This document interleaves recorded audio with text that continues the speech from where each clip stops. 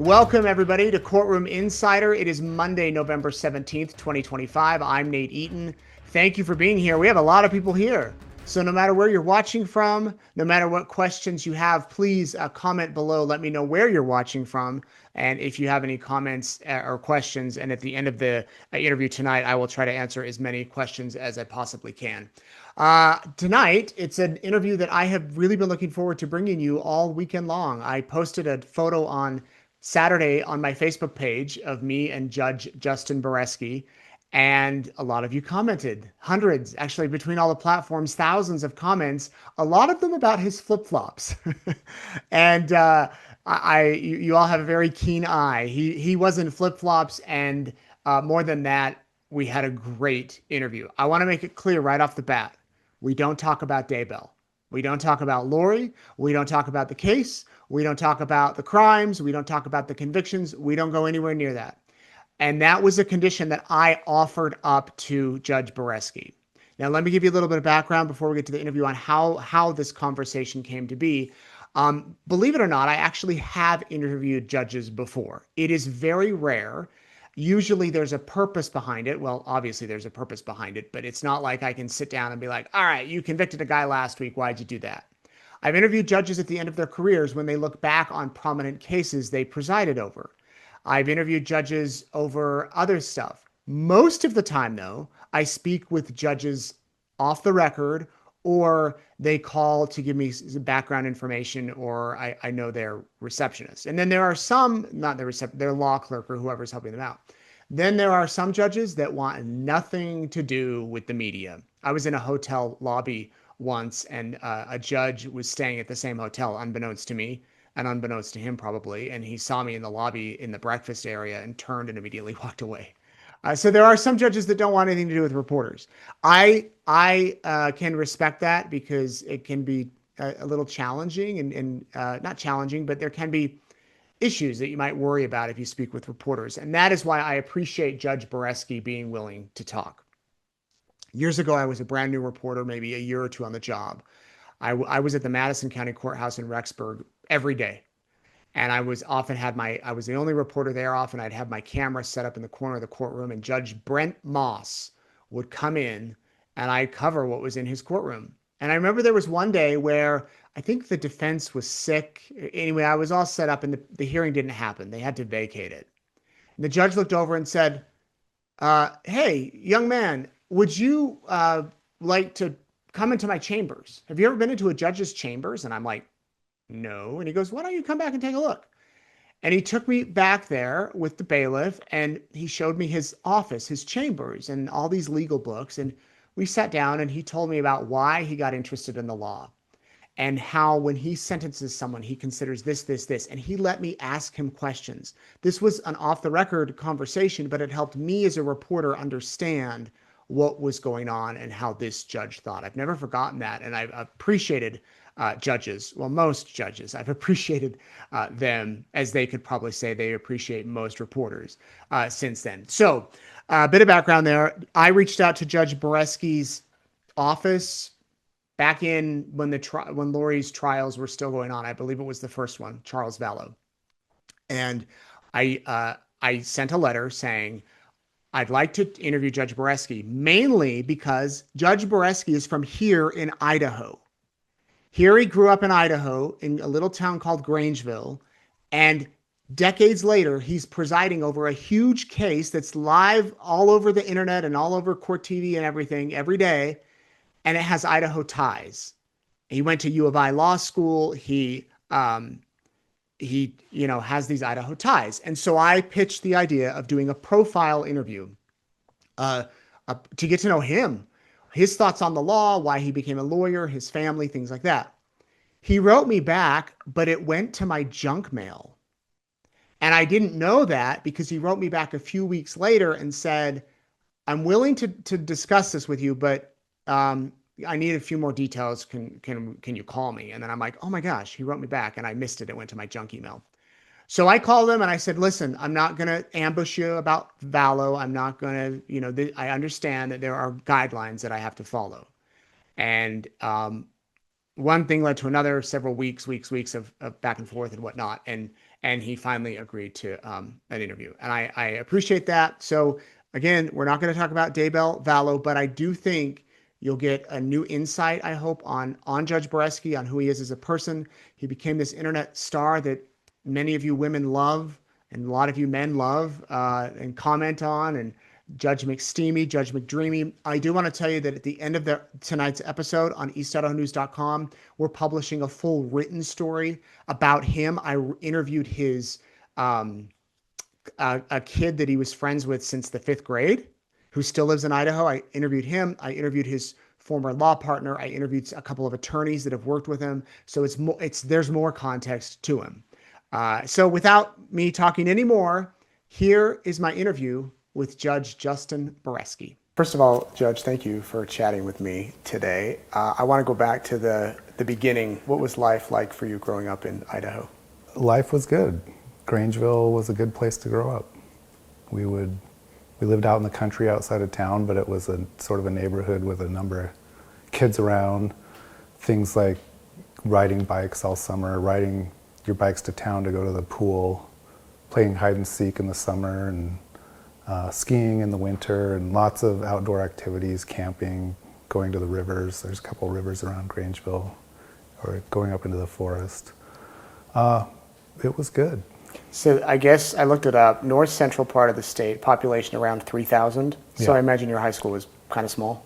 It was, I guess it depends on where you're from. Right, yeah. Probably small by most standards. So I think I had, I want to say 60 something people in my graduating class, and probably the bulk of those people, the majority, I had known since kindergarten. Wow. So did you all know everybody in town? Maybe not, but you knew someone that knew someone else. So by maybe 1 or 2 degrees of separation, you did know everybody in town. Yeah. Did you anticipate when you were growing up that, oh, I'm always going to stay here, this is going to be my life? If you had asked me where I saw myself maybe when I was in the middle of high school, I probably would have said I would have returned to Grangeville and become a high school teacher. Yeah. What piqued your interest in that? When I was in 3rd or 4th grade, I took some sort of basic aptitude test, and it's actually kind of funny. It said I should either be a teacher, a lawyer, or a garbage man. So I don't know what the relationship is, the commonality between all 3 of those, but I, in a way, did 2 of those. Right, yeah, well, yeah. It was fortuitous.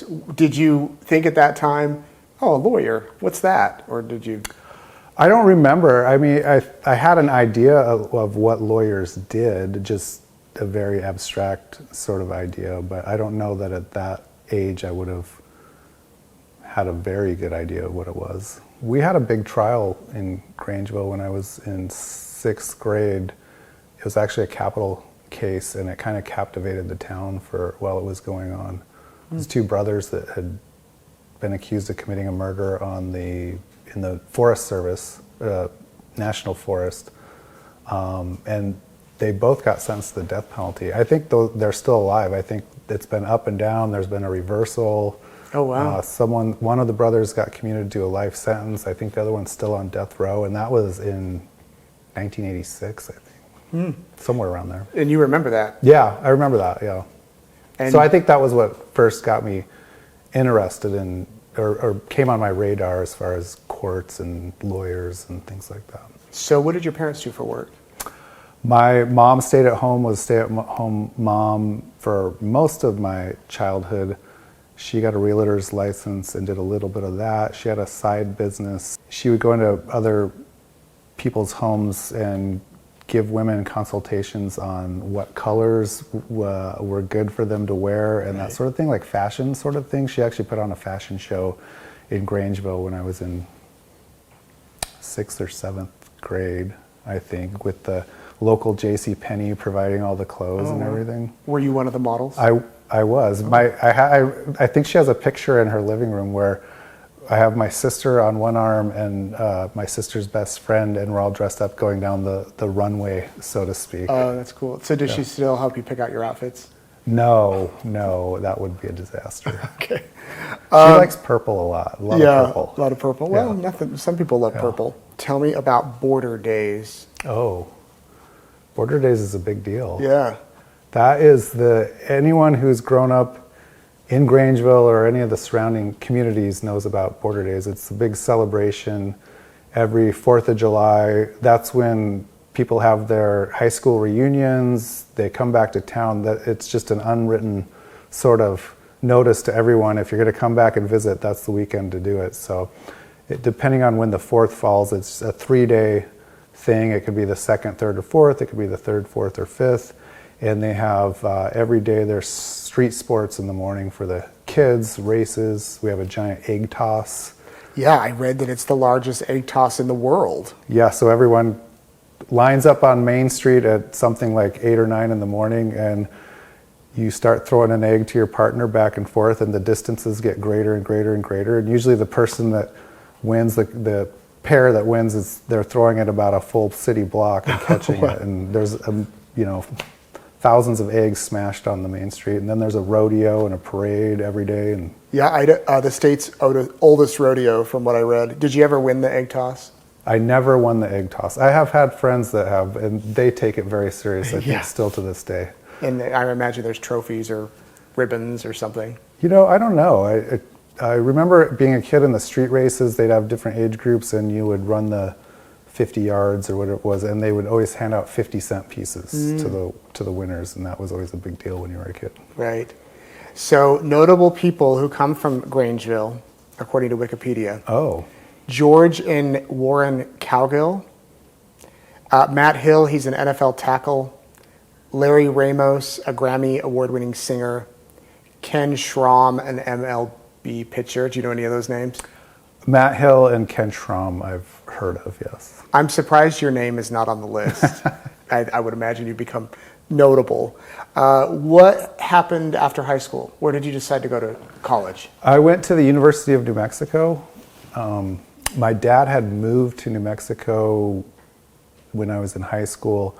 And the typical high school kids, a lot of them think, I need to get out of this state. I need to get out of town. I'm going to go out of state, find some new exciting adventure. So I went to the University of New Mexico. Oh, we talked about what your mom did. What did your dad do? My dad was a chiropractor. Oh, okay. Yeah.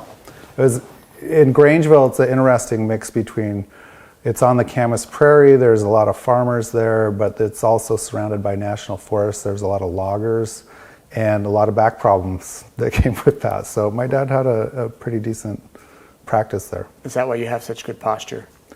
I've never been accused of having good posture. Oh, okay.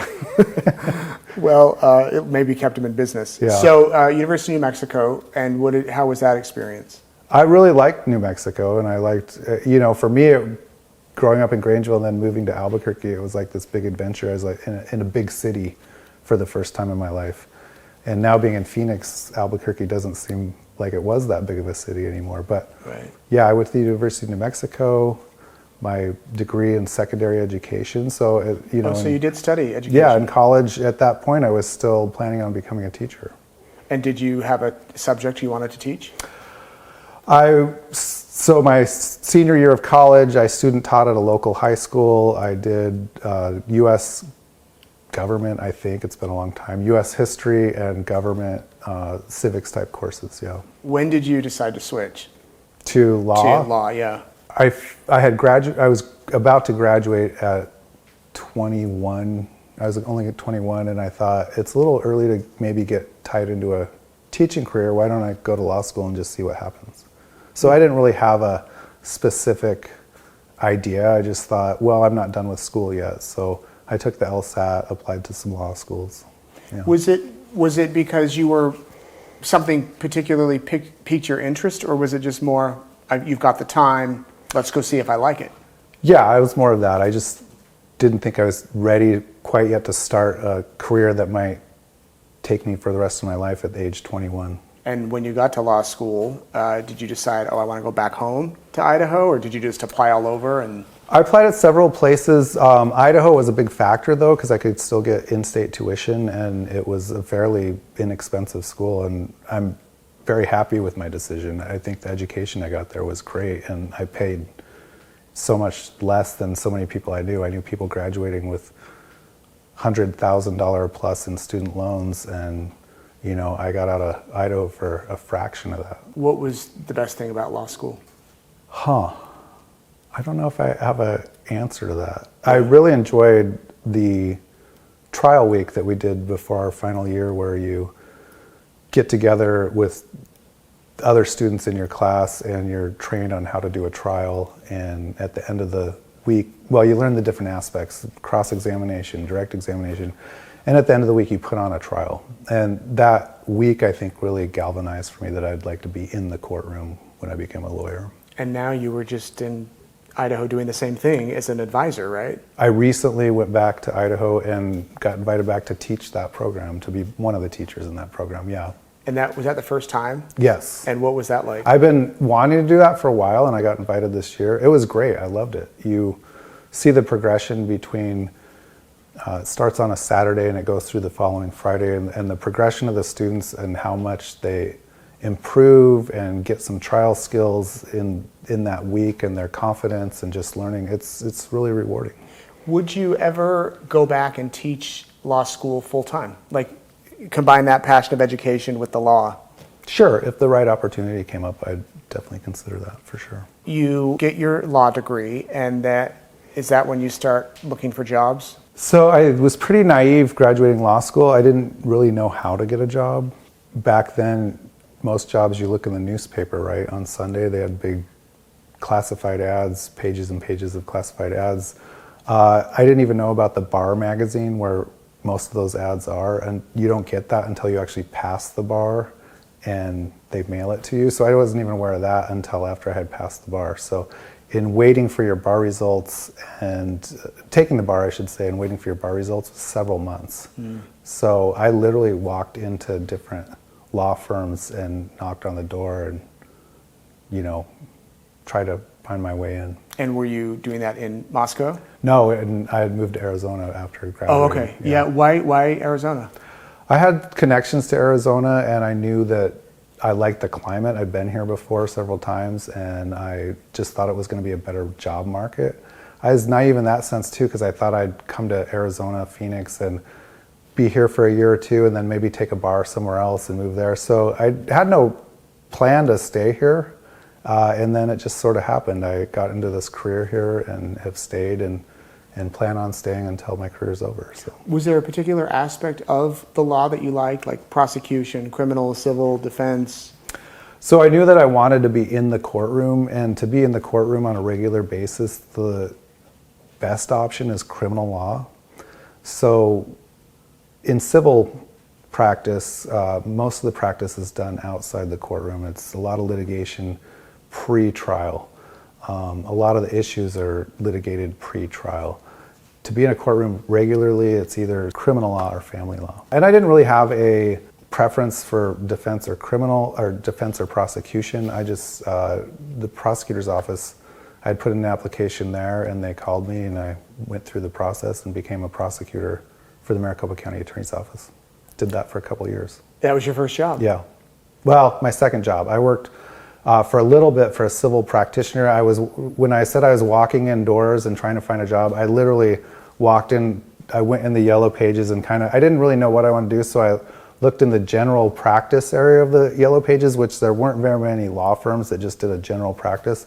And I walked into several of them with a resume, and I think the guy that hired me was kind of taking pity on me and throwing me a bone. He hired me, and I was kind of more of a paralegal more than anything else for him, but he gave me my first job, and then when the prosecutor's office called, I went there. So you started in prosecution. Mm-hmm. Were you actually making arguments in front of a judge, or more assisting the prosecutors? No, the great thing about here in Phoenix, whether you're at the Maricopa County Attorney's Office or the Public Defender's Office, if you get a job there, you're going to be in the courtroom right away. You're going to be arguing cases. Back then, we would go out to the justice courts, and they'd give you lower level cases at first: traffic tickets, misdemeanors, DUIs, those sorts of things. But you were in the courtroom right away, and I think I did my first jury trial within 2 or 3 months of working there. Do you remember what it was? Yeah, it was a DUI trial in justice court. Yeah, and actually, the defense attorney was a really well-known, high-profile defense attorney, and he would have absolutely mopped the floor with me, but the person that was my second chair, who was my mentor, kind of had to take over partway through the trial and help me out quite a bit. And did you guys win? We did win. Oh, okay. So good. Your first jury trial, Yeah. you win. Yep. How long were you with the prosecutor's office? 2 years. 2 years. And at that point, were you just ready for something new, or how did you transition? There was a number of things that came into play at that time. A supervisor came in that I did not get along with, and was sort of a micromanager, and in my opinion had some ethical issues and these sorts of things. And so someone I had met at the county attorney's office I had become really good friends with, and we decided we were going to go into practice together and open up our own office. And would this be defending people? No, not at all. We opened up an office, and when you're opening up an office, you kind of take almost whatever comes into the door. So we did all sorts of things. We did civil, we did family, we did small claims type stuff. We did some bankruptcies. It eventually did evolve into mostly criminal defense work, though. And what was that like, kind of starting this business on your own, hoping that clients come to you and hire you so that you can make a living? It was kind of scary, and I probably should have been more scared than I actually was. We opened our office in the end of June 2001, and then September 11, 2001 happened a couple months after we'd opened. We didn't know how that was going to affect anything. You know, everything was thrown in turmoil, and whether, you know, what was going to happen. Was that going to affect people even wanting to hire a lawyer? We just didn't know. So I just remember that very distinctly when that happened. And you end up defending people. Mm-hmm. And what was that like, going from the prosecution side to the defense side? Did it take a different set of skills? I think it does take a different set of skills somewhat. You have to have a certain bedside manner with you have to build a rapport with your client. A lot of times getting your client to trust you that your advice is what's in their best interest, because sometimes you have to tell them things that they don't want to hear, or you have to tell them things that maybe are probably bad news for them. Also, it's just a different type of advocacy when you're prosecuting versus defending. It's just a different way that you have to present to the jury. I think when you're a prosecutor, you also have already a little bit of built-in credibility and gravitas with the jury, just from the nature of being a prosecutor. So you have to work a little more as a defense attorney to get that sort of consideration with the jury, I think. Do you recall a case where you were the defense attorney that was extra challenging, or one that sticks out to you where you really had to work extra hard? I don't recall having to work extra hard, because I'll tell you that I think I put in the same amount of effort on every case. Yeah. Every case, whatever it calls for, right? I do recall cases that I felt were more stressful because of the particular set of facts or what was at stake, for sure. There's people that will look at, law shows, Law and Order or whatever, and even real life trials, and they'll say, how can that defense attorney represent someone so vile?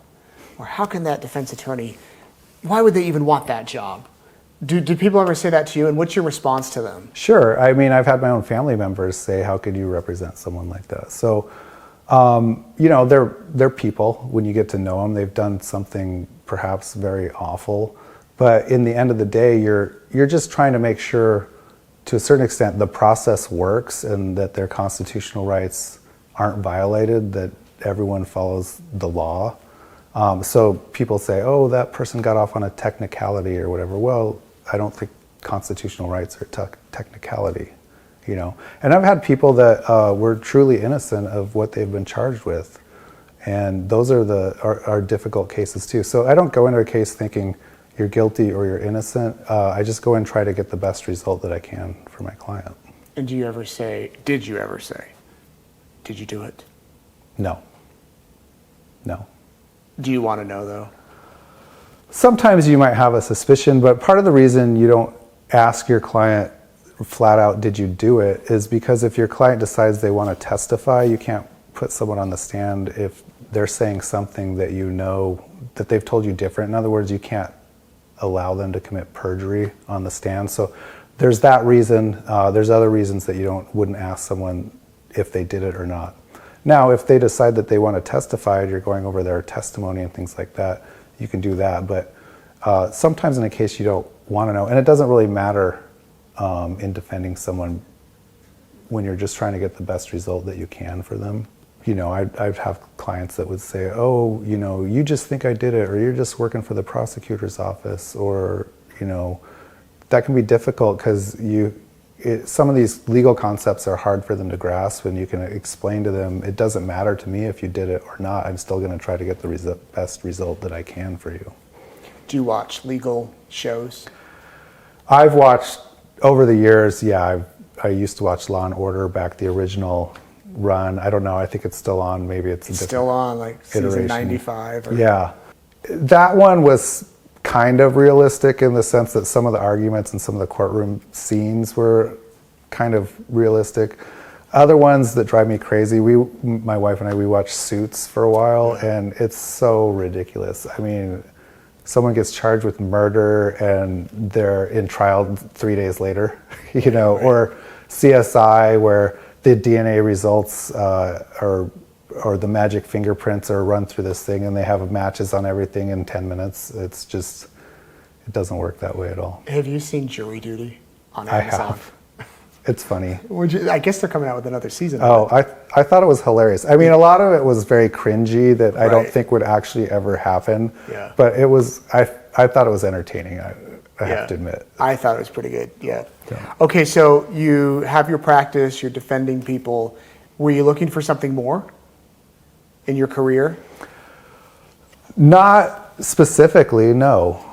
Are you asking why, like... Yeah, how did the judge position come about? So really what happened was I had a really bad experience with a judge in court, and the judge was being just rude, unnecessarily so. And to you? To me, to everyone. And this thought just popped into my head, was I could do better than that. And I had never really thought about being a judge or anything at any point. And I think that thought kind of took seed and it kind of developed. And after a while, the more I thought about it, the more I thought I really could do a good job as a judge, I think. And that's where that started. And how does the process for that work in Arizona or in Maricopa County? In Maricopa County, you have to go through a vetting process. So you apply to be a judge. A committee meets. A committee's appointed by the governor. There's a number of attorneys on the committee. There's a number of regular citizens on the committee. There's a Supreme Court justice that usually chairs the committee.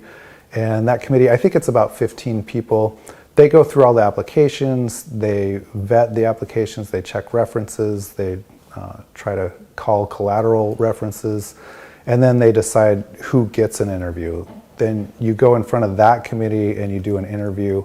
And that committee decides whether your name should be forwarded to the governor's office. Then the governor's office, most governors have historically interviewed candidates. Some haven't in the past, but then you interview with the governor or some of his staff or her staff now. And then the governor makes an appointment, appoints you to the bench. And is that what happened with you? Eventually, I didn't get through on the first time or the second time. It took a few applications, yeah.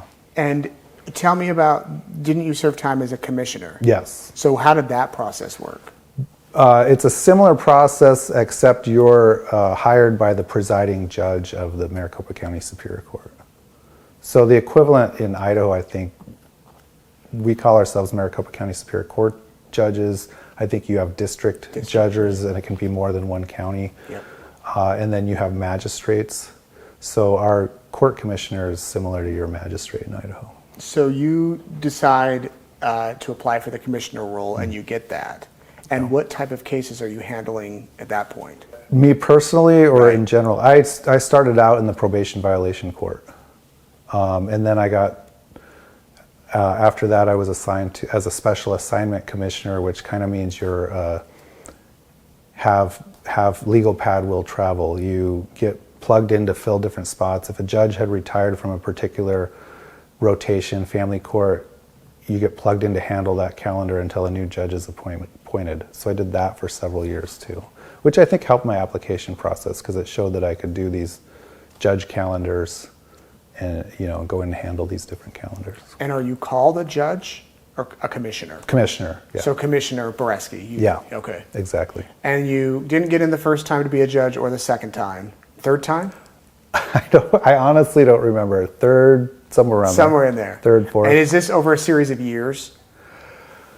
So we have 100 judges in Maricopa County and 80 court commissioners. So with 100 judges, we would have several retirements a year, 2 or 3 a year, sometimes 4 or 5 a year.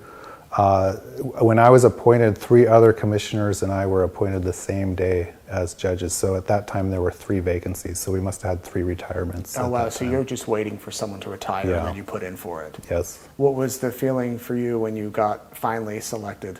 Relief. Yeah. It's a process because applying to be a judge, you have to ask people for help, which I really don't like doing. Ask people to call people on your behalf, call someone at the governor's office. Do you know anyone at the governor's office? You're trying to find these different inroads to get that leg up over the other applicants. So you get accepted and you become a judge. The governor swears you in? I don't think the governor swore me in. Oh, somebody swears you in. Someone swore me in. I think it was at the Secretary of State's office. Okay. Yeah. And do you remember your first case that came before you? As a judge, Yeah. I stayed on the same calendar I was handling it, which I was on a family court calendar at the time. So the only thing that really changed was my title. Your title. Yeah. And hopefully your pay. A little bit. Yeah. Yeah. So talk about the rotations. You're in the family court rotation, which is something that is different than in Idaho, where in Idaho you have a district judge and they handle everything for life. They're not, whatever comes in front of them. Yeah. How does it work here? So I think because of our population, Maricopa County is approaching 4 million people, if it hasn't already passed that. 100 judges, 80 commissioners. I don't know how many years ago, in the 80s maybe, they decided to specialize into these different departments. So you have a criminal department, a civil department, a family department, a juvenile department, and then there's a couple very small departments, which is probate, tax, and there's a mental health department. So those judges, if you're in the civil department, you're only handling civil lawsuits, civil cases. If you're in the criminal department, you're only handling criminal cases, so on and so forth. And you don't get to choose. You don't get to choose. You can put in a request that, hey, I'd prefer, this is my number one choice. So every January, maybe it's December, every December the presiding judge sends out a memo to everyone. It says, there's going to be some rotations coming in the next year. We'll consider your first, second, third choice. Tell me where you're currently presiding or where you're currently serving and how long you've been there. So you fill out the memo. It's just a one-page thing. First choice, criminal. Second choice, juvenile. Last choice, family. And you started in family. I started in family. And what I type did of cases are a those? total of 4 years in family, which is all divorce, custody, a lot of custody, divorce, people fighting over visitation with their children, child support, splitting up assets and debts, all those sorts of things. You go from family to where? Criminal. Criminal. And now recently you've been transferred over to? Juvenile. So juvenile is parents dealing with the Department of Child Safety comes in and takes their kids because they're on drugs or they're abusive or they're homeless and they can't provide for their children. A bunch of different reasons kids can come into care. The kids end up in foster care or group home, or hopefully they can get placed with a relative so they don't have to go into a foster care or things like that. Dealing with parents that get their rights to their children terminated, unfortunately. On the other hand, sometimes there's some happy endings where kids have their biological parents' rights terminated, but then they get adopted by another family. So somebody listening to all that might think, man, that's so depressing.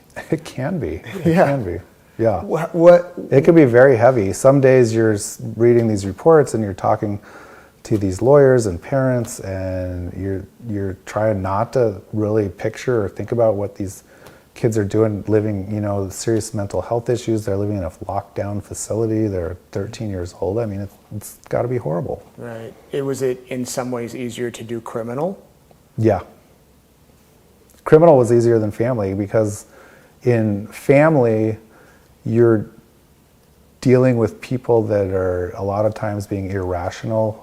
They're spending literally thousands of dollars in attorney's fees fighting over a set of dishes that's worth a couple $100 because of the principle of the matter, right?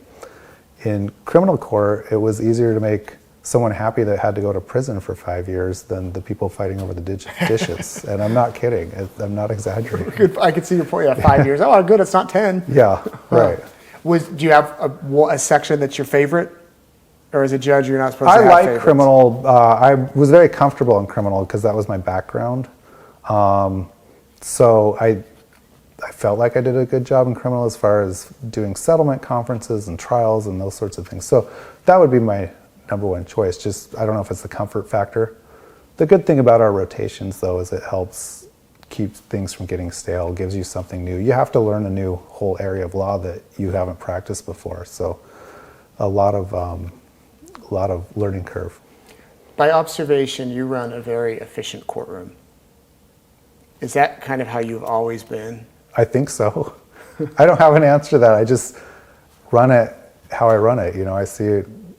I think I'm efficient. I was efficient in family court. I guess they do track statistics of how long you've had a certain case open, what's your average case length, settling cases. There's all kinds of statistics that they keep.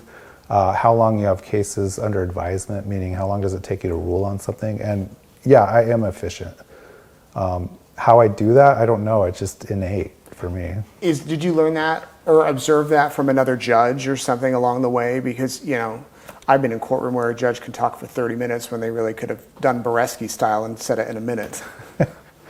I guess everyone has their own style and what they're comfortable with. I used to give more soapbox speeches in family court when I first started, and then the same people would keep coming back, and I got a little discouraged not knowing how effective those were.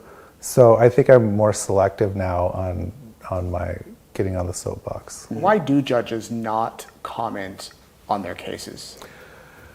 So, especially for an ongoing case that's in front of them, you can't make any comments because you can't have any sort of perceived bias or favoritism towards one side or the other. And, anything you say could be taken out of context or portrayed that you meant it one way when you meant it another. So we're governed by ethical rules, judicial canons that prevent us from making comments on ongoing cases. And you don't get to choose your cases here. No. They're just assigned. They're assigned. And you just get like an email or something pops up on the docket like, oh, I have a new case today for an arraignment or something? So because we're so specialized, the court commissioner does the arraignment calendar. The clerk's office has some system that they randomly, I picture it like a deck of cards. We have 10 cases today, we're handing them out. So when the commissioner does the arraignment, they'll say, so-and-so, I'm entering a not guilty plea on your behalf. This case is assigned to Judge Beresky. Your first court date in front of him is on such and such date. And yeah, it magically appears on my calendar for whatever date. And then from there on out, I have it unless something changes. And a lot of times, or most times, you go in not knowing anything about the case. Yeah, you purposely, we don't do any research. We're prohibited from doing any research, again, by the ethical canons. Both sides want to know that a judge is making the decision based on the information that's in front of the court. So whether it's a motion to do something and the pleadings and what's in the indictment and what's in the record, they don't want a judge going out and saying, oh, I saw something on Instagram and I heard XYZ, when it may not even be true. So there's reasons for that you don't research something. Also, if you know a lot about a case before it ever gets to you, you run the risk of having some sort of preconceived idea about the case before you've even seen anyone on it. So it's better to not have that. So do you have to like avoid watching the news?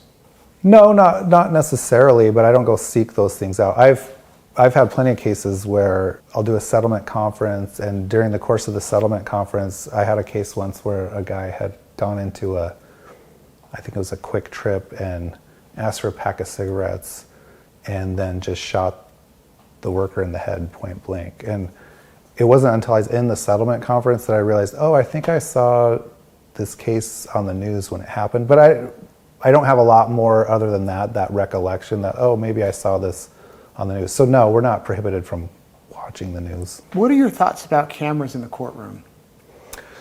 I don't care for them. I think, especially when you've got cases where there's lots of cameras in the courtroom and different angles, I think it just leads to it becoming more of a spectacle than a proceeding. But in Arizona, correct me if I'm wrong, it's kind of not expected, but cameras basically are allowed in. They are. There's Arizona Supreme Court rule. There's case law that says the courtrooms are supposed to be open. It's a presumption that the public can be in, that the press can be in. We have cameras in that record our proceedings anyway. So I think there is that strong presumption that cameras can be in the courtroom. It's just a question of how many is appropriate, what kind of angles are appropriate. Are we turning this into some sort of reality TV show when the focus should be actually on the proceeding itself? What's the hardest part about being a judge? The hardest part? Just some cases are just really hit home. There's just, sometimes you see some tragedy. You get people in front of you that are going through the worst thing in their lives. You have people that have lost a child or a parent. I think we get a lot of vicarious trauma, and we're expected to be stoic, and that can be difficult. I was going to ask you that. How do you keep that poker face and not get emotional, or even maybe laugh or smile at certain things? It can be challenging, yeah. I've wanted to laugh. I mean, I have laughed in some proceedings, or I have made maybe a comment that wasn't the wisest to make during a proceeding, but it can be difficult to maintain that stoic, even keel throughout proceedings. Have you ever had to take a break? Sure. To get your emotions under control? Yeah, I've had cases where I'm just, keep it together. I'm telling myself, don't let them hear the crack in your voice, What makes a good judge? I think a good judge is one who treats everyone that comes into the courtroom with fairness, respect, and dignity. We say that at the start of our proceedings in criminal court. Everyone has the right to be treated with fairness, respect, and dignity, whether you're the prosecutor, whether you're a victim, whether you're the defendant. Just treat everyone fairly and courteously. I think that goes a really long way to just promoting civility. I know some people in the public get disappointed when we're all not like Judge Judy, right?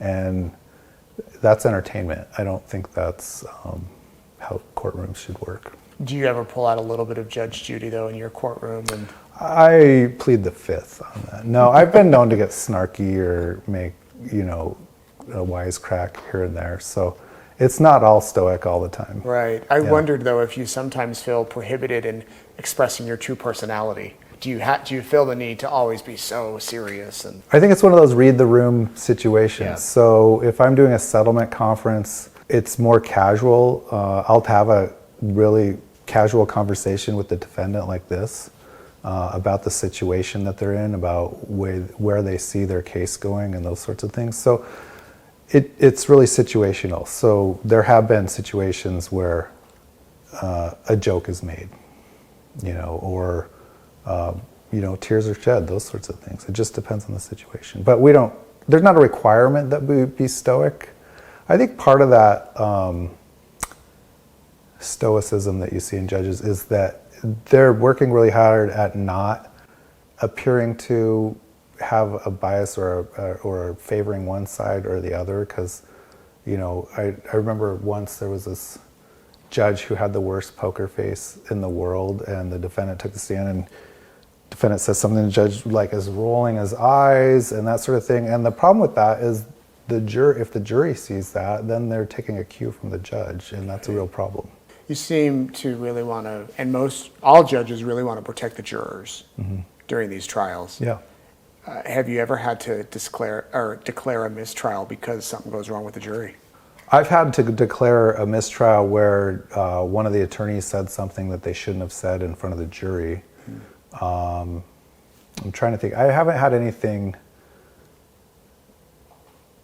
When I was an attorney, I had a client that freaked out when the jury found him guilty and started fighting with the deputy and had to be dragged into the courtroom or out of the courtroom. But in that case, the jury's job was done. Luckily, if it had happened before the jury had reached their verdict, I don't know what would have happened, if it would have been a mistrial or not, because defendants can't purposely do something that would cause a mistrial. Right. So I asked you about the worst part about being a judge, or the hardest part about being a judge. What's the best part? the best part is the private bathroom. Is that what's behind that? Is that what's behind your door? We have a secret bathroom for that. Wow. So. Is there a snack bar back there too? There's no snack bar. Oh. There's no bar. There's no workout room. Oh darn. But in all seriousness, I think I don't know what the best thing is about being a judge. I like to think that there's some respect and dignity in it. I joke that it's nice being a judge because people listen to you in the courtroom and they kind of have to do what you say. Unfortunately, it doesn't translate at home. Yeah. So. I was about to say, does that work for your kids? No, it doesn't. Well, at least for 8 hours a day, you get that. Yeah. What do you think about America's, and now the world's, fascination with true crime? I don't know what to make of it. For me, it's difficult because I see these things every day, especially on a criminal calendar. So it doesn't hold as much fascination for me. I don't know. Some people, I think it's like watching a car wreck, the fascination with what can go wrong and why is this happening and watching tragedy for some reason. I don't know. But I don't have an answer to that. But you're not coming home and binge watching the latest true crime show on Netflix. I am not. My wife, on the other hand, is very into true crime shows. Yeah. Yeah.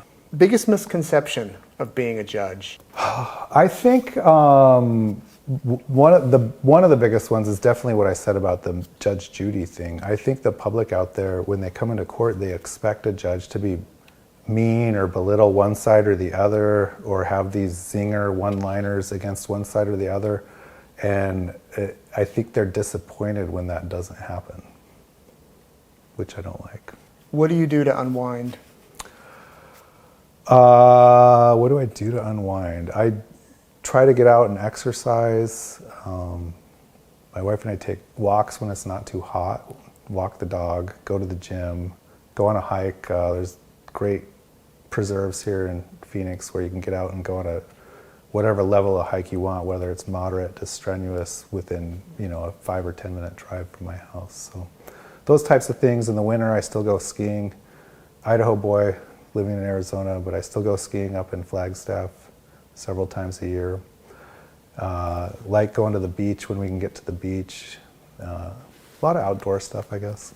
Do you have greater ambition as far as another career move? And what would that be? No, not really. You don't want to be a legal analyst for East Idaho News, or? What's the pay? Right. Fame. Not for fame. No, you don't want fame. No. If the price were right, I suppose I'd have to consider it, right? Right. Well, I guess maybe teaching at a law school or something like that. Yeah, I could see myself teaching in the future. I think I will stick with this until I reach my retirement age. But I don't have any ambition to go to the Court of Appeals or anything higher like that. So Right. I'm very happy being in a trial court. Do you foresee or have you experienced yourself challenges facing the legal system? Like if you could change one thing about the legal system, what would it be? One of the biggest challenges on the horizon is how we're going to deal with AI type things. Up until now, it's been very easy. In a case, say a witness says, you know, they're shown a photograph. Does this look like the scene of the crime on the date? Well, yes, it does. That photograph's admitted into evidence. Well, now with AI, with things being manipulated, it's going to be very difficult to determine what's real and what's not real. We're already seeing that, right, in various news sources and things like that. There's videos posted saying it's one thing and it's not even a real thing, it's an AI generated thing. And I think that's going to be a real challenge in courtrooms going forward, because you know the job in the courtroom is to try to get to the truth of the matter, and that's going to be real challenging when you can't even tell if a video is real or not. We're already seeing cases where, so child pornography, for example, it has to be of a real child. So now they're able to run a picture that is real child porn through a program that changes some of it, and now it's showing that it's AI created. So what do we do with that now? Because under the legal definition that we have right now, it's no longer child porn. That's interesting, because Idaho just passed a law where AI porn for children is treated the same. I'm sure that's going to happen. Right. I would imagine cases involving children are the hardest. Sure. Yeah. Yeah. Those the sex cases, the abuse cases, for sure the hardest. Would you mind telling me about your family? Sure. I have a beautiful family. I have a wife, and we're a second marriage for each of us. So she brought in a daughter, and I brought in a son, and it's just been amazing. Tell me about your wife. My wife is great. I think she makes me a better person in a lot of ways. She's taught me a lot of patience, empathy. I think probably she's made me a better judge since I've gotten to know her. And your kids too? At least the patience side of things? The patience side with the kids is a big thing for sure. Having kids, teenage girl, that'll test your patience.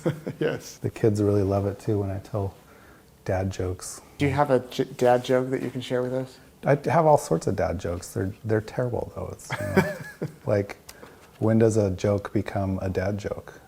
When? When it becomes apparent. That's a good one. Da-dun. I'm going to use that. Yeah. What do you guys like to do for fun? Well, getting everyone on the same page can be difficult, but we do like to, we'll have like a family game night. Some Sunday nights we'll play Uno and Skip-Bo and different games like that. We always like to go down to Rocky Point, Mexico, and hang out on the beach for a long weekend, get away from the phones and the TVs and all that sort of thing. Just literally swim, play card games on the beach. The kids always want to rent jet skis, that sort of thing. Yeah. There's a river here, the Salt River out in East Mesa. We like to go out on that. My wife has a paddleboard, I have a kayak. We drug the kids. They don't love it as much as we do. There's wild horses out there in the river. It's really a great escape from the city, and it's only about a 40-minute drive away. What's your favorite part about being a dad? I don't know. I've always loved kids. If you, again, going back to that question, if you would ask me where I saw myself when I was in high school, I would have told you I'd probably have like six kids or something like that. That never worked out for me, but I love it. I wish I had time to have more, but I'm getting too old. I have a friend that's a judge that he had a child at 50, so we joke that he's going to get the best parking at the high school graduation. Right, yeah. Tell me about your last vacation. Last vacation, my wife's from Michigan, and we went up in July to Michigan and toured the whole state from the southeast in Detroit all the way up to the Upper Peninsula, almost to Wisconsin, back down again.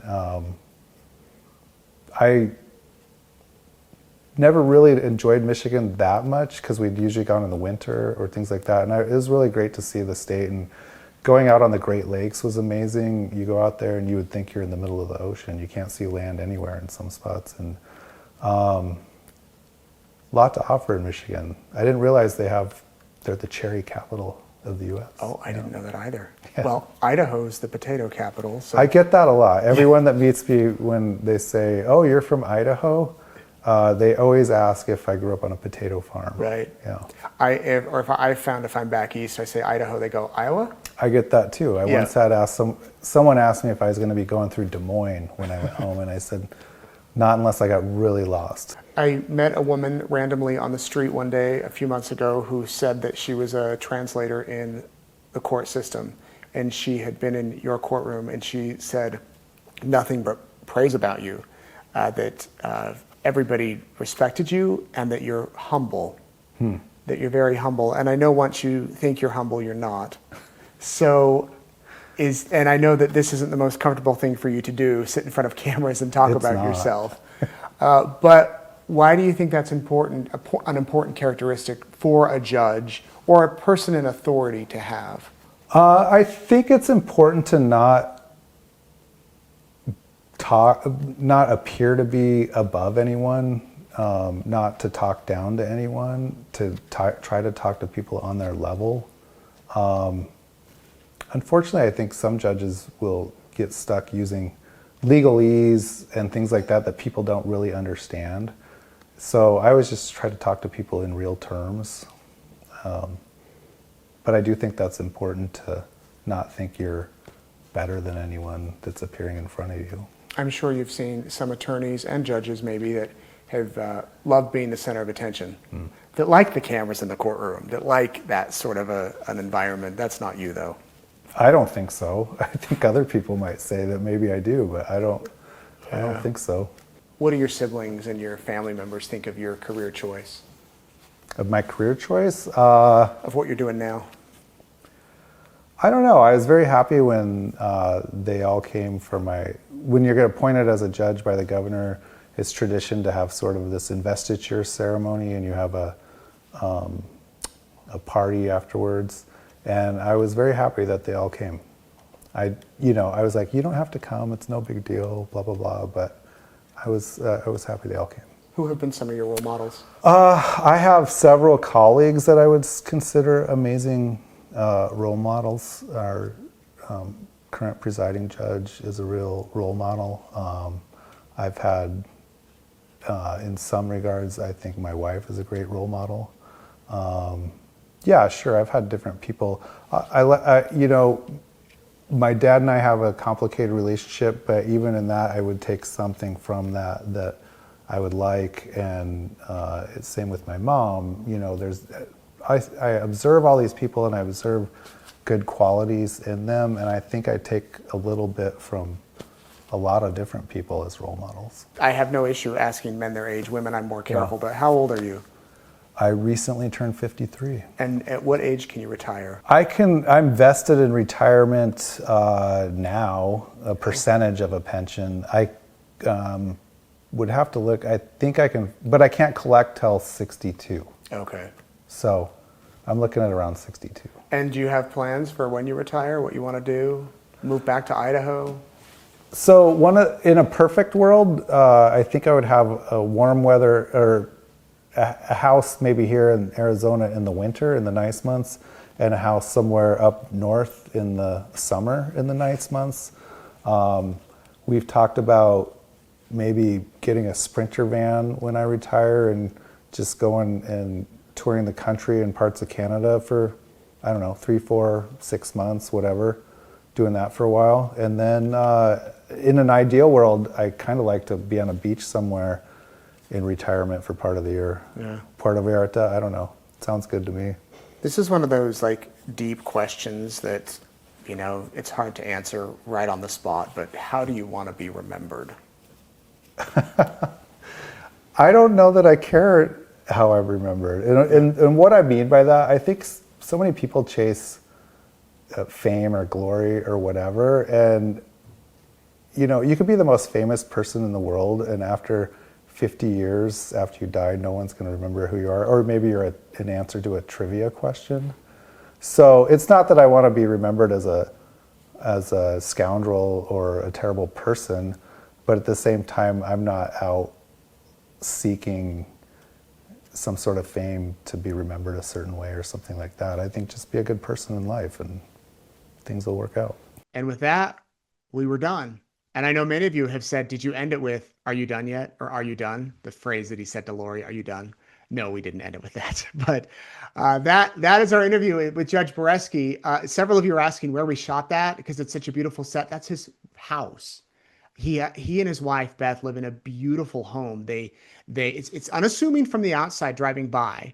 It's in a nice neighborhood, but you go inside, they renovated, they gutted the whole thing. I hope I'm not giving away too much. Gutted the whole thing and decorated it. And I told them, I'm like, this is the perfect interview room because there's beautiful artwork on the walls and on the table, and they have a beautiful yard out back, perfect for entertaining, and a nice pool. And anyway, thank you to Judge Beresky, and would love to know your there. We have a lot of questions coming in here, I know, and I'm going to get to them. But I want to thank Judge Beresky for talking with me and for being willing to share his story. I called him yesterday and to fact check a couple of things. And he's like, man, I wonder if I'm already regretting this. I hope he doesn't regret it. Thank you for watching too. Let me know your thoughts of what we talked about. I know the number one thing you're going to say is, why couldn't you talk about Daybell? Because we can't. But maybe when he retires, we can get back together and talk Daybell. Before we get to your questions and comments, we have to thank newspapers.com. They are our sponsor for Courtroom Insider. They make that trip to Arizona, they made possible because we had to fly down there. We had to rent a car. We had to get a hotel. As the sponsor of Courtroom Insider, what they provide us is the ability to do in-depth interviews like what you just saw. And so I have to thank them a lot for, those trials are expensive to cover. I'm away from home, travel, food, all that sort of stuff. Newspapers.com makes it happen. And until the 23rd of November, you can get 30% off a gift subscription. You can give somebody a subscription, somebody who loves news, somebody who loves family history or true crime history. You can give them a subscription and get 30% off until November 23rd, which is what, this Saturday, this Friday? No, next Sunday. So about a week. And go to newspapers.com and thank you very much. And even if you want to try it out, you get 7 days for free. You can go try it out, look up whatever you want. If you like it, you can sign up for membership. If you don't, you can move on. But we want to thank newspapers.com for their support. Okay, here we go. We have some shout outs. Some cities. Caldwell, Idaho. Hello, Caldwell. Grangeville, Idaho. I bet you know the Bereskys. Thanks for watching, Grangeville. Somebody in Cold, Alaska. Thanks to Peggy, by the way, our comment moderator. She gathers all these. San Antonio, Texas. Hampshire, Texas. Hampshire. St. Anthony, Idaho. Lake County, Ohio. Western Washington, New Zealand. Cairns, Australia. I lived in Cairns. I've been out to the reef. I love Cairns. Yeah. Those of you in Cairns, thanks for watching. They have the beautiful rainforest up there too. Yeah. Anyway, Switzerland, Mount Vernon, Washington, and Phoenix. A lot of people watching in Phoenix. Thank you. Want to shout out Susan Johnson, Stephanie Fowler. It's her birthday. Happy birthday, Stephanie. Thanks for spending your birthday evening here. Seeking Truth and Justice. That is a great name to have. Gypsy Ducks. I don't know what that means, but Gypsy, thanks for watching. Gloria Thornton, Connie Powell, Richard Coons, Ruth England, Daniel Smith, and Michael Griffin. Thank you all very much for watching. Okay, now to your questions. Nate, great job on the interview. I have so much more respect for Judge Beresky. Thank you. Please thank him for talking with you. Is there anything you wanted to ask but didn't? Well, yes. And I think you know that line of questioning. Had it been a no holds bar interview, I would have said, so what'd you really think of Lori? Or what'd you think at this moment? I mean, we could have really focused on the trial. We didn't. And hopefully that is, honestly, you probably know what he thinks, or you have a good idea of what he thinks about that. But I hope that you got a whole different side of him, the human behind the bench. And, if he ever gets a massive high profile case again, you'll know all about him. And wouldn't that be ironic if he does? Nate, now that the case is over, why can't Judge Beresky talk about it? He won't ever see Lori again, right? Or will he? Maybe I'm misunderstanding. Well, there's no hearings currently scheduled for him with Lori. I believe there's still an outstanding restitution issue with Brandon Boudreaux. Small chance there could be another hearing, but there's appeals. And so if the judge comes out and immediately starts talking about she was stupid to, not saying he'd say this, I'm just saying no matter what he says, her team can be like, the judge came out and made comments, Your Honor. Your Honor, speaking to the appellate attorney, the appellate judges. So he just, can't talk about it. And that's just part of the ethical rules that judges have. What was Judge Beresky like off camera? What is his wife like? She's very sweet. And we actually met. So I had sent in the letter to him asking for an interview. And then when I think it was at the sentencing, Beth came and there was a break and I was at the back of the courtroom and she walked back and said, "Hi, Nate, I'm Beth. I'm Justin's wife." And I was thinking for a minute, Justin Lum from Fox 10? Like, that's not his wife. I've met her, but I'm like, "Oh, well, hi, good to meet you." And I'm like, "Wait, who are you again?" And she said, "Justin's wife, the judge." I'm like, "Oh, hi, how are you?" I said, "Tell him to talk to me, convince him to do an interview." And she's very sweet, very nice. They're very private people. And I don't want to, divulge too much, but very very hospitable, beautiful home. We had dinner together and it just was a nice conversation. Very, very unassuming, just good people. So yeah. And he was like that off camera too. More funny, more sense of humor. Throughout it, say a couple jokes, but also,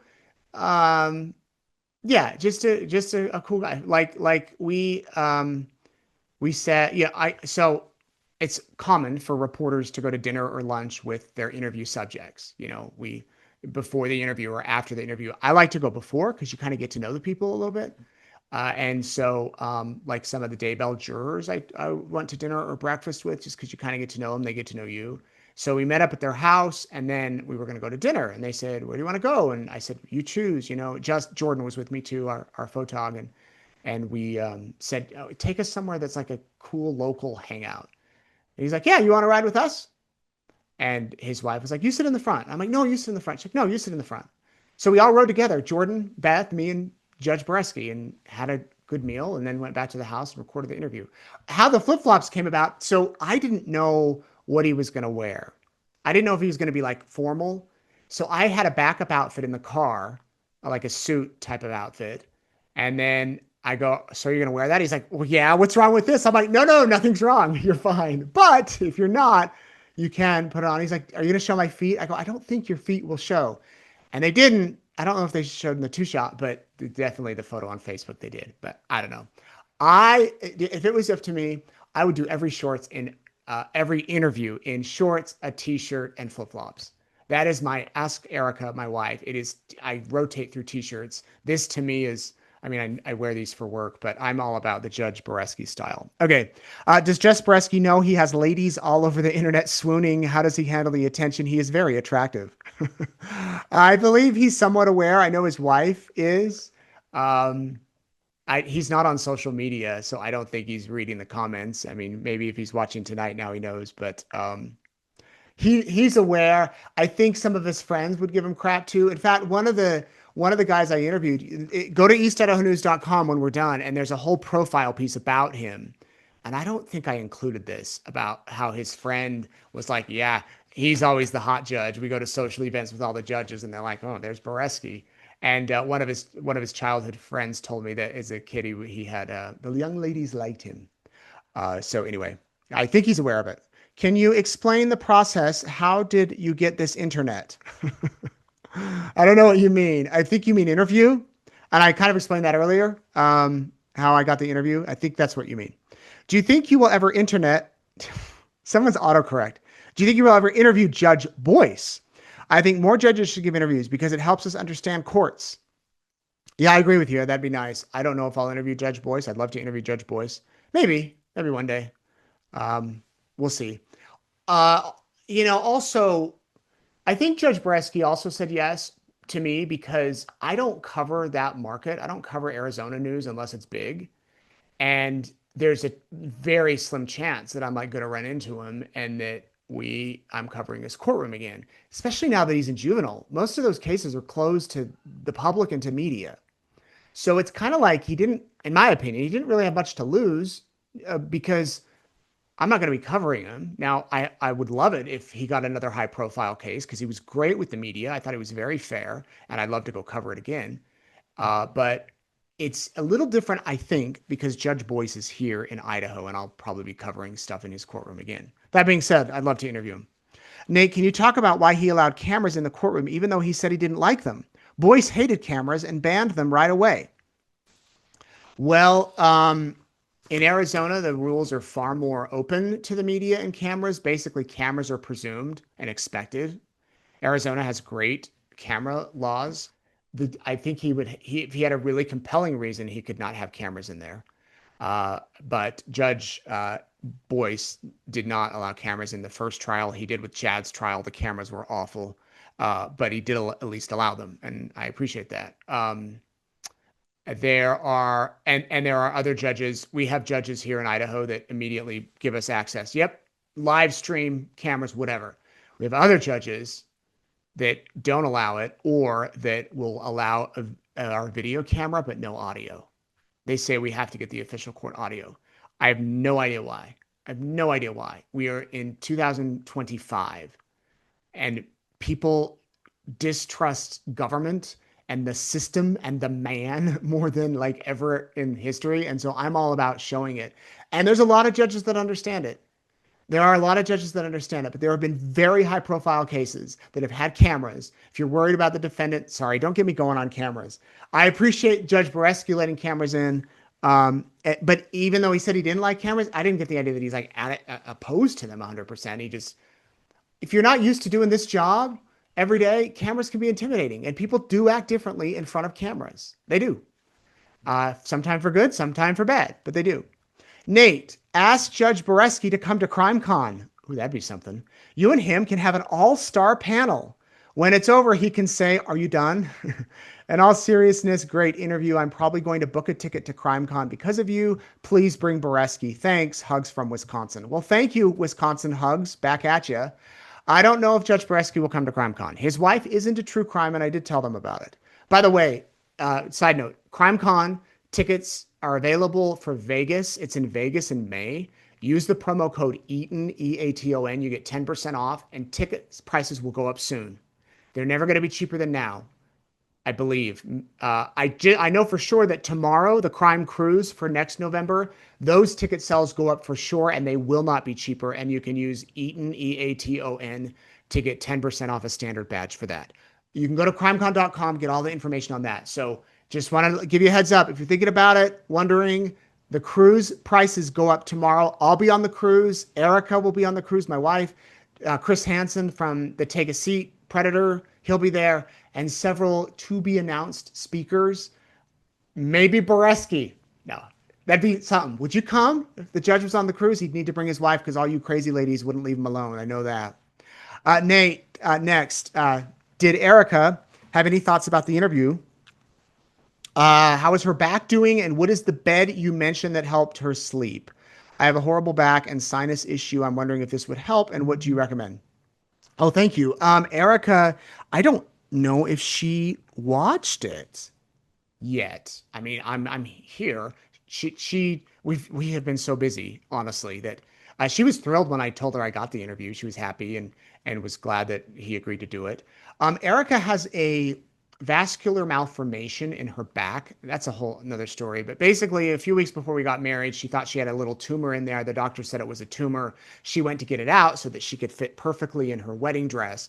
They opened up her back and found that it was a vascular malformation, which is a bunch of veins and arteries intertwined and wrapped around some of her, not organs, but the doctor did not want to cut it out or she would have bled to death. He sewed her back up. We went down to Duke University in North Carolina. The doctor started injecting it with alcohol. During the process, he punctured her lung. We didn't know that till we got back to Virginia. She had to go be admitted to the hospital for several days while they worked on her lungs. It was crazy. So Erica has not had any work done on that malformation for 10 years since we moved here to Idaho.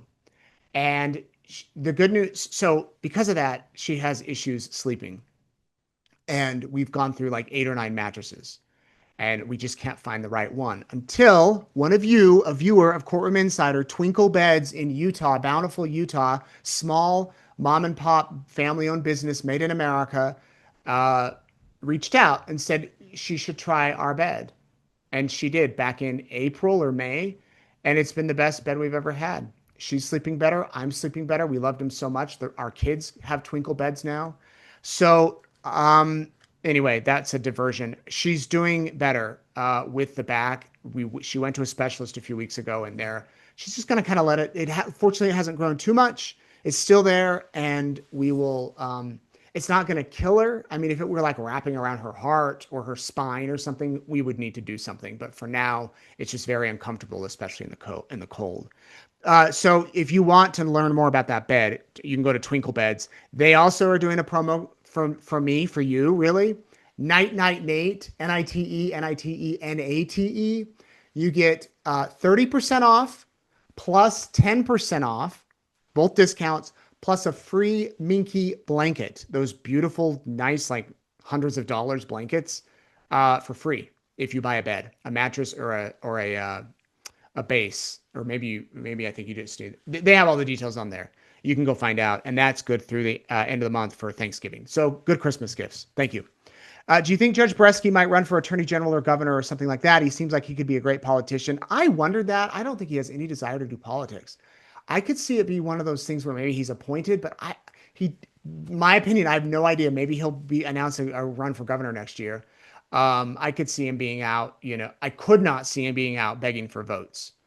He likes to kind of be in the background and just, not the center of attention. What were the judge's kids like? Is he a family man? Seems like a family man. I didn't meet his son. I did meet his daughter. She was very sweet. And yeah, they seem like they have a really good time together. Nate, can you have on Mike King to talk about cults more in depth? Your interview with him was amazing. Thank you. Last Friday, I had on Mike King to talk about the Zion Society, which was a cult in northern Utah that was Mike King investigated. He was the lead investigator, and it led to just insanity, a bunch of sex acts between children and adults. And anyway, I'm going to have Mike on. He's written a book, and I'm going to have him back on, and we'll go more in depth, and we'll take your questions. He's got a channel called Profiling Evil. Nate, who is your next big interview? Good question. I have a wish list, and I don't like to say it out loud because what if another reporter is watching and beats me to it?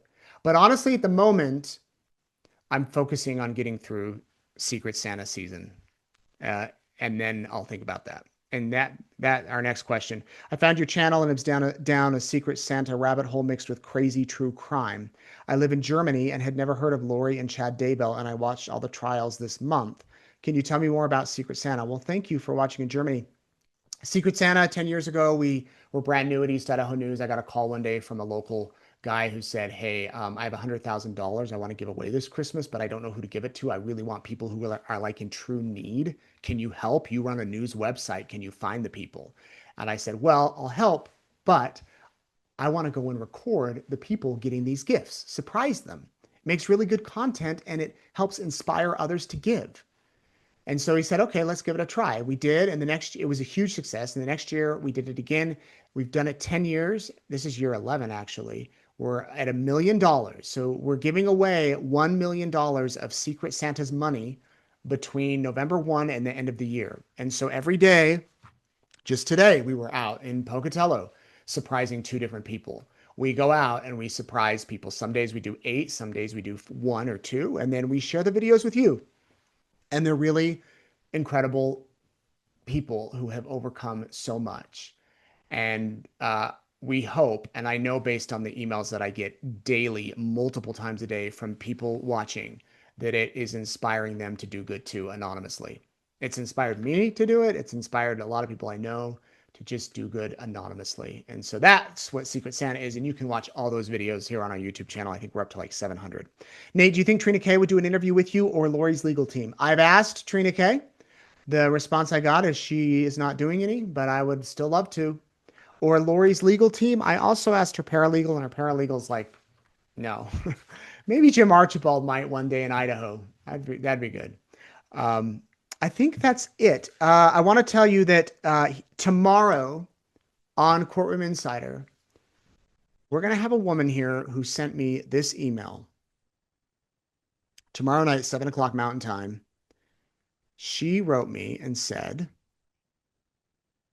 my name is so-and-so. I'm a foster mom whose report and advocacy contributed to the arrest, prosecution, and 40-year prison sentence of a man who targeted multiple children in Idaho and embedded himself in youth programs.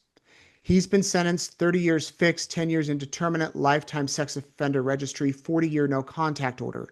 The case is chilling, not just because of the crime, but because of how close he was to our family. He gained trust. He was welcomed in our home. He volunteered in youth programs and he groomed from the inside. I have information families need to know about how predators groom parents first, how they manipulate institutions and leaderships, the signs that are easy to miss, and what to do when you feel something isn't right. Idaho has made history with powerful child protection laws, but without public awareness, children remain vulnerable. You will hear her story tomorrow night, Courtroom Insider, 7 o'clock Mountain Time on the East Idaho News YouTube channel right here. So I hope you'll join me again tomorrow night. We'll also discuss any other true crime news that might be in the news. In the meantime, here's where you can find me. Facebook, Nate Eaton Reporter, Instagram, N Eaton, and then I'm on X at Nate News Now and on YouTube. Please subscribe to our channel if you haven't, no matter where you're watching, if it's here or on Meet and the Eatons, our family channel. That does help us reach more people. It helps us continue to make videos like this, and hopefully you enjoy them. Again, my thanks again to Judge Justin Beresky and his wife and his whole team for just being class acts through all of this. Again, I know it can't be easy opening up your mind and your words and your heart somewhat and your job and everything to some reporter that calls you and emails you randomly out of the blue. But here we are. The other issue, side note, that kind of, I mean, I was subpoenaed by Lori in the trial. So I hadn't dealt with Judge Beresky directly, but it was a little odd that I was inserted into the case. Fortunately, we hired an attorney who cost a lot of money, who got me excused from all that. But anyway, that was another weird twist in all of this weirdness. But the one person that's not weird, right, is Judge Beresky. Unless you ask his kids, then they say he's weird. Anyway, thanks for watching, everybody. Have a good night. I'm Nate Eaton. See you later.